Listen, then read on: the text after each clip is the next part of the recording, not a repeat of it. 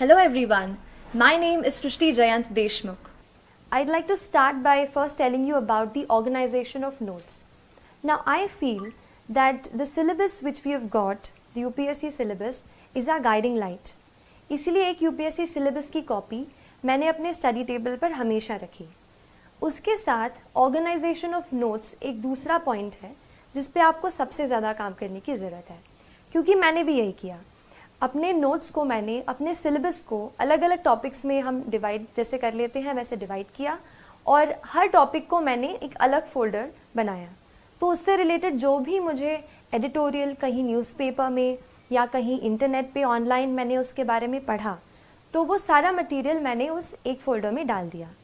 तो एक ये चीज़ है कि अपने नोट्स को आप अच्छे से ऑर्गेनाइज करें. मैंने कोशिश की कि मैं खुद अपने नोट्स रेफरेंस बुक से बनाऊं, क्योंकि जब मैं खुद उसको लिख लेती थी तो जो अंडरस्टैंडिंग है वो मेरी बेटर हो जाती थी. तो खुद के नोट्स पे मैंने खुद नोट्स बनाने की ज़्यादा कोशिश की. इसके अलावा करंट अफेयर्स बेस्ड स्टडी, इस पे भी मैं थोड़ी सी बात करना चाहूँगी आपसे. मैंने ये किया कि क्योंकि ज़्यादा ह्यूमैनिटीज़ का बैकग्राउंड नहीं था, तो जो भी करंट अफेयर्स पे मैं पढ़ती थी, जैसे कई बार कोई इम्पॉर्टेंट न्यूज़ जो है, जैसे इलेक्शन है, प्रेसिडेंशियल इलेक्शंस हैं, तो उस पर बहुत सारे आर्टिकल्स आप देखोगे कि न्यूज़पेपर में आते हैं. वहीं से मैंने एडिटोरियल्स के नोट्स बनाए, उनको इकट्ठा किया और करंट अफेयर्स से ही मैंने कोशिश की कि पेपर 2 यानी GS2 और GS3 की मैक्सिमम प्रेपरेशन मैं कहूँगी कि मैंने न्यूज़पेपर्स, आर्टिकल्स ऑनलाइन जो आपको मिल जाएंगे, अच्छे आर्टिकल्स अच्छी वेबसाइट्स के, न्यूज़पेपर्स के, वहाँ से मैंने कोशिश की कि GS2 और GS3 के आंसर्स मैं वहाँ से कवर कर सकूँ. बाकी GS1 में तो काफ़ी पार्ट जो है स्टैटिक है, जैसे हिस्ट्री, जियोग्राफी, वर्ल्ड हिस्ट्री, तो इसके लिए स्टैंडर्ड बुक्स ही मैंने रेफ़र की थी. नेक्स्ट चीज़ जो मैं आपसे शेयर करना चाहूँगी और मुझे लगता है कि ये चीज़ बहुत इम्पॉर्टेंट है UPSC के लिए, वो है आंसर राइटिंग. जनरल स्टडीज़ और ऑप्शनल के जो टोटल हमारे रिटन के मार्क्स हैं, वही मार्क्स हैं जो हमें कहते हैं ना आखिर आपको रैंक अच्छी दिलाएंगे. तो आप जैसे मैंने ये किया कि आंसर राइटिंग पे शुरू में बहुत डर लगता था कि आंसर अच्छे से नहीं लिख पा रही हूँ, और क्योंकि इंजीनियरिंग बैकग्राउंड से हूँ तो बस पॉइंट्स में छोटा छोटा लिखने की आदत है. लेकिन जैसे सोशियोलॉजी ऑप्शनल है, आपको डिटेल में सब बताना पड़ता है, और जनरल स्टडीज़ हैं, कुछ डेफिनेशंस रहती हैं, तो मुझे भी शुरू में काफ़ी डर लगता था आंसर्स लिखने से. लेकिन इस डर पे थोड़ा सा मैंने काबू करने की कोशिश की और हर रोज़ एटलीस्ट 1 से 2 आंसर मैंने रोज़ लिखने की कोशिश की.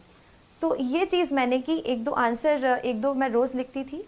और उसके बाद फिर मैंने कुछ टेस्ट सीरीज़ ज्वाइन की, जिसमें मैं हर संडे को कोई एक टॉपिक रहता था जिसको मैं पूरे वीक में पढ़ती थी और वही टॉपिक्स के मैं आंसर्स लिखती थी. तो ये क्योंकि कॉम्पिटिटिव एग्ज़ाम है, आपको 1 या आधा मार्क एक्स्ट्रा स्टील करना है, तो इसके लिए आप कोशिश करें कि अपनी रीडिंग वाइड रखें और आंसर राइटिंग की बहुत सारी प्रैक्टिस करें.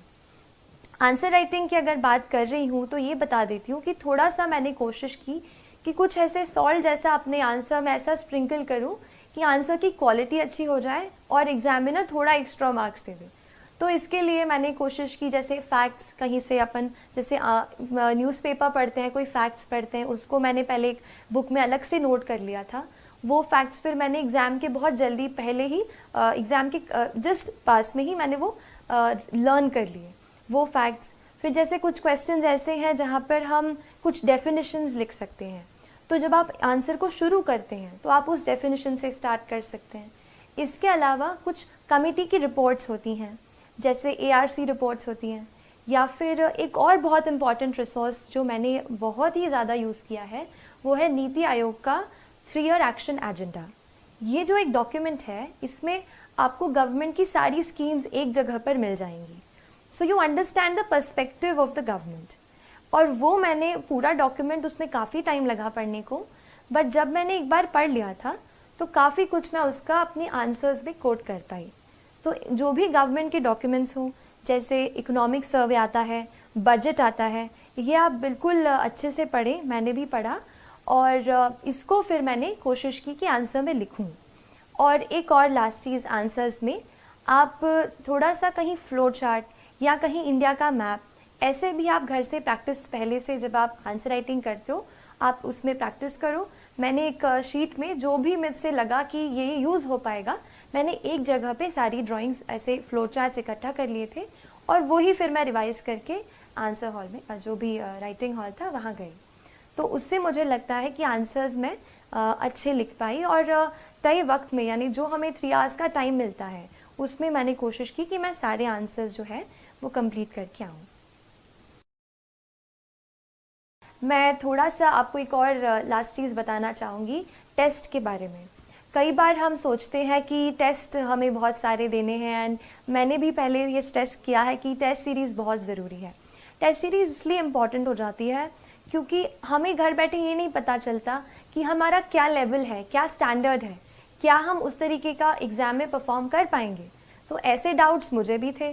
टेस्ट देके मुझे ये पता चला कि ऑल इंडिया लेवल पर या जो भी आप इंस्टीट्यूट का ले रहे हैं उस लेवल पर आपकी क्या स्टैंडिंग है।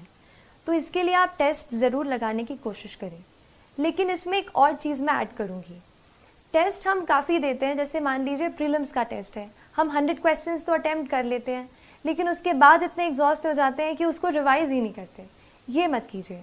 मैंने बहुत जब ये गलती की बाद में रियलाइज़ हुआ कि कई क्वेश्चंस फिर से ऐसे आ गए जो मैंने पहले कर चुके थे पर मैंने उनको पढ़ा नहीं था। तो आप ये करो। और मैंने ये किया था कि पहले मैंने जैसे एग्ज़ाम दे दी, 2 घंटे में हमने पहले क्वेश्चन सारे सॉल्व कर लिए।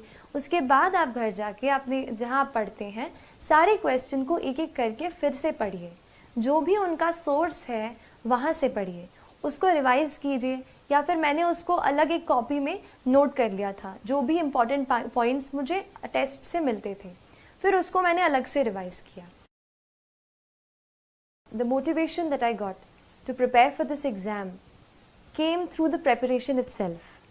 When I started, I did not really know what I was going into.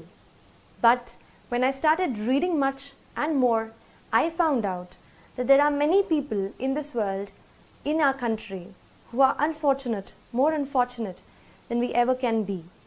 I felt, how can I use my learning capacity, my ability to learn, to reach a position where I can help them and better their lives in some manner or the other.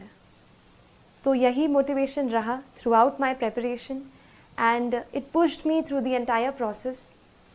And I'll tell you that this exam would not only help you change other people's lives, but ये आपको भी एक बेहतर इंसान बनने में मदद करती है. That is the beauty of UPSC ACSE examination. It makes you into a person who's much more sensitive, who's much more responsible, and who looks forward to doing something for the society.